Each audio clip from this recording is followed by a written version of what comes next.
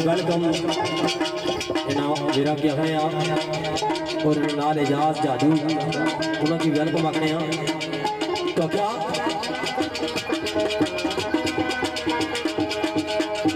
वो सिर्फ आमदा दरे रसूल नजरी ये आस पास जब नजर कमाई दिए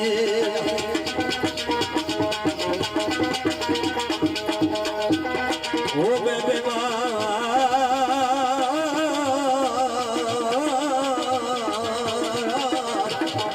मदीने दे शहर आया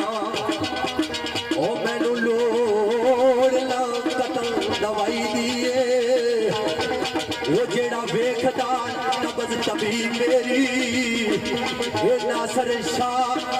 गल जिसनू सुनाई दिए वो नुस्खे बिच बस गई वो लिखदा है वो तेनू खाक मदीने दी चाहिए। मोस्ट वेलकम जी जवान जानी साहब साड़ी बाजों ने अंदर कलड़ा पंज पीर तो उन्होंने वेलकम आखने और